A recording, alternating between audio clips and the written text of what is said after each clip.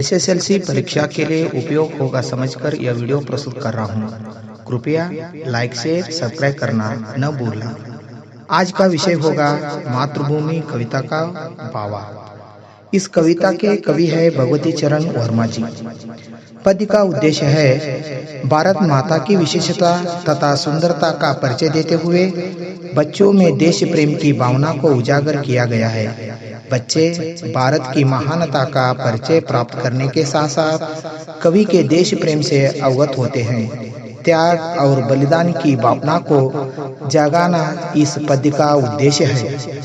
इस पद्य का भावार्थ, मातृभूमि यानी माँ की भूमि, हमारी पृथ्वी, हमारी धरती, हमारी जन्मभूमि भारत को हम मातृभूमि कहकर पुकारते हैं। और कहे भी क्यों नहीं, हमारी भारत माता की भूमि है ही इतनी सुंदर कि हम कितना भी वर्णन करें वह अल्प लगेगा। प्रस्तुत कवि ने भारत माता मातृभूमि का बहुत ही सुंदर से वर्णन किया है। कवि भारत माँ को कहकर संबोधित करते हैं जिसकी समता संसार में कोई वस्तु नहीं कर सकती। कवि भारत माता को पल पल हर पल शत शत बार प्रणाम करके मातृभूमि को आभार प्रकट करते हैं।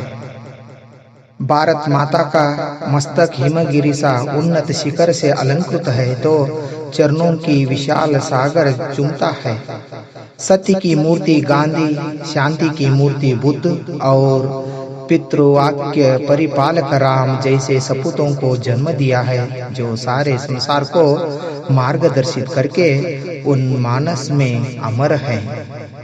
मातृभूमि के प्रकृति सौंदर्य का वर्णन करते हुए कवि कहते हैं कि हरे भरे खेत भारत भूमि की शोभा बढ़ रहे हैं। इस भूमि में ऐसे ऐसे पलते हैं और फूल खिलते हैं जिनको एक प्रत्येक देश में देखना असंभव है।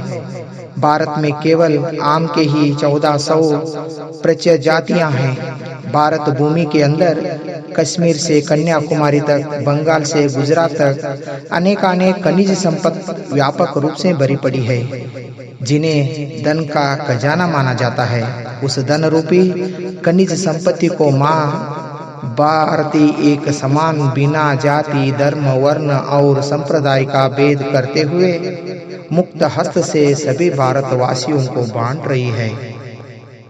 कवि कहते हैं कि एक हाथ में न्याय पताका भारत माँ अपने सारे सुपूतों को समान भाव से देखती है। कवि यहाँ भारतीय संवैधानिक न्यायिक व्यवस्था की ओर संकेत करते हैं। ज्ञान दीप दूसरे हाथ में, अर्थात भारत प्राचीन काल से ही अपने ज्ञान से विश्व को प्रकाशित कर रहा है। माँ के यह ज्ञान दीप और न्याय पताका का सदुपयोग भारत के कोटि कोटि लोग अपने जीवन में लाए पालन करें तो माँ सारे जग का रूप बदलेगी, जिससे सारे संसार में जय हिंद का नाद गूंजेगा। इस तरह कवि इस कविता में हर पंक्ति में भारत माता के प्रति आदर का भाव प्रकट करते हुए भारत माता की गरिमा का गुणगान किए हैं। हर एक वीडियो में एसएसएलसी परीक्षा के लिए उपयोग होगा हर एक पाठ का भावार्थ आपको मैं प्रस्तुत करूंगा। वीडियो देखना न भूलिए। हर एक से निवेदन है कि सब्सक्राइब करना न भूलना। धन्यवाद। प्रस्तुत करता अनिल सिंह हजेरी।